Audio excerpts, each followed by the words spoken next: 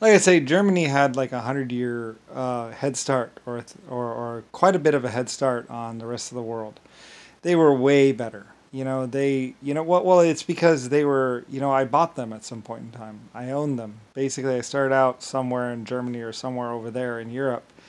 Um, and basically, I just came to America. I bought America, and I came in through Mexico and did some stuff in Mexico, and I came up into America or something like that. Like, I mean, basically, like I pretty much purchased. I did what I did in Germany. I basically was buying up land and buying up everything, and basically, just building stuff and making stuff better because, I didn't want, because I had produced some stuff and then there was always the little harassment of, well, you don't build that or someone builds it better. And it's like, ugh, I'm not going to get in a game in a what's called an inventing war with you.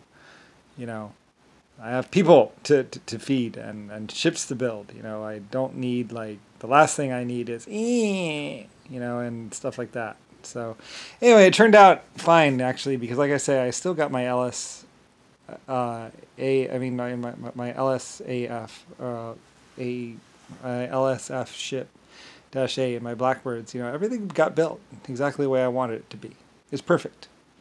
Brass on everything, tantalum, all the greatest, latest, coolest tanks. I could have ruled the world.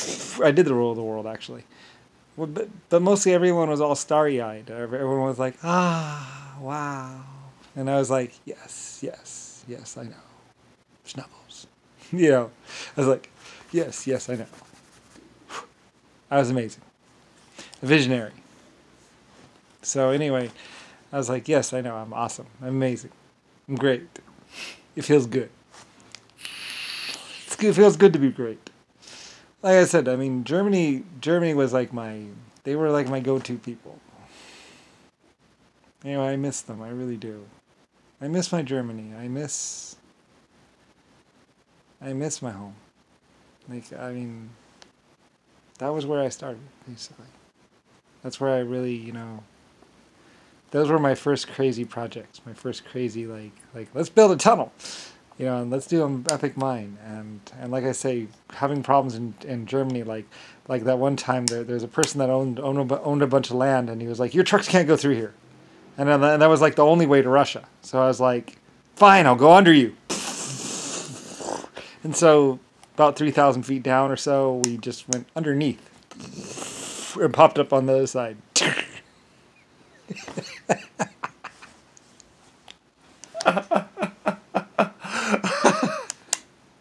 Yeah. I just went underneath all of it. I don't know what state it was. If it was, I don't think it was Poland. Later on, I think I bought Poland eventually, but basically, it was some state or some country like they had like the swath of land, and they're like, you can't go through here. I was like, okay, I'll go under. So we just dug a tunnel under them. A nice big 60-foot wide trench right underneath the whole country. Ooh, metal! Let's mine it! I love going down. It's like, let's go underground. Like, people would get to know me as basically that crazy fool that was always digging underneath things. Like, oh, look, a mountain. Let's see what's inside of it. I want you to start at the base of the mountain and just go in. And if you pop out on the other side, great. Try and stay level. And that's what we did. We just started mining and started seeing what was inside the mountains, seeing what was deep underneath the ground. Ooh, metal! And that's, and that's how we found all the copper veins and everything else like that. We'd just be digging along and then, what's this? Copper. Ooh. And people would be like, you're rich! And I'm like, yeah, I was already rich. What happens when you find your fifth copper deposit? It's like, ooh. So that's why later on people were like, we're looking for metal. We want to know how you do it. I was like, well, basically find a big mountain and basically start tunneling. Taller the mountain, the bigger the mountain, the better. I was looking for the tallest mountain to go and mine. Because I'm looking for the tallest mountain to mine. You know, and that was basically how the Bible was thing. People were wandering around looking for the tallest mountain. It's like, we found it. It's like, all right, let's start with mine. Let's go in there. I want to see what's at the center of it. You know, and I was just that crazy guy that was digging all these tunnels into the center of mountains, just to see what's inside, and maybe digging down a little ways. Like, there's got to be something good in here somewhere. I'd always be like, there's got to be something good in here somewhere. You know, and then we'd find copper, or we'd find out that the metal, you know, by smelting and stuff, we'd find out that the metal had a high mineral content or something else like that. It's like, I know something's good in here. There's got to be something good in here. And on some of the minings, it was like nothing. Day 45, nothing. Day 160, nothing. Ah, finally something. You're rich again. It's like, all right, go me. You know, I mean, we found metal, like we found loads of metal, just like pure copper veins, gold veins, you know, just everything. You know, and then we started high-end smelting and stuff like that, and damming up the rivers. It's like, we need more power. Let's use water. I was like, water's always worked for me, so let's use water. So we started using water for power. You know, it's a great source of producing electrical power. So just started building big epic dams. You know, first couple ones were some small dams, you know, and then we built some bigger ones and some bigger ones, and then bigger and bigger and bigger and bigger and bigger and bigger, and then pretty soon I was doing the biggest dams ever. Like, dams that would take lifetimes. So, you know, and still going. You know, and basically still making cars, still making horse carriages and horseshoes and everything else like that. And then I could start to play around, you know, because I had so much. It was like, well, let's provide a free set of horseshoes with every horse, you know, and stuff like that. You know, and people love me for that.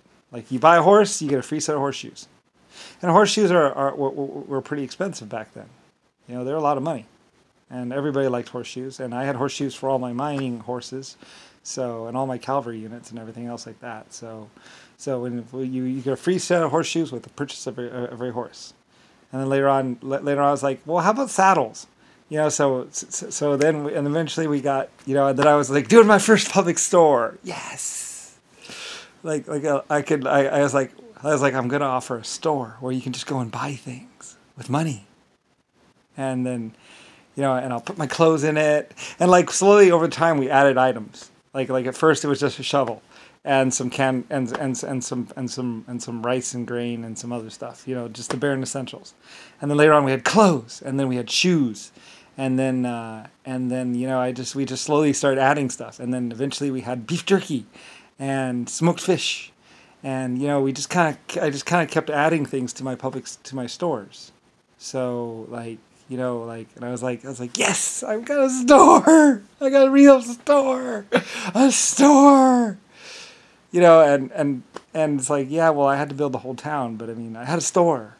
You know, it was a popular store, and everyone wanted to live there, and everyone wanted to be there, and they could buy things and work and stuff like that, and get things and wear clothes and buy a horse. You know, it just kind of grew from there. You know, and anyway, Lucifer Star. So, anyway. Yeah. Sorry, I get all enthusiastic because it was a big day for me. You know, I had my store, and a real store. You could just go and buy things. You know, a couple shovels, a rake, a pickaxe, a couple other things, some seed, you know, some clothes. Like, I think 45 or 50 items, and then we had 100 items. You know, and then we had 200, and then we had some food, you know, and stuff like that. Mostly dried good stuff like rice, jerky, you know, stuff that would last, you know, and stuff like that, you know. But I mean, anyway though, but yeah, I mean, big moment, big day for me. And then later on, I wanted to offer a dealership for stuff that people needed, you know. And true, no one could really afford my stuff, but I mean, I could hope someday. You know, mostly it was just the military and the people who were building the stuff that could actually afford the stuff. But someday, I was like, but someday they will be able to afford it. And, yeah. So anyway, so that's my story, you know. and a lot of other stuff.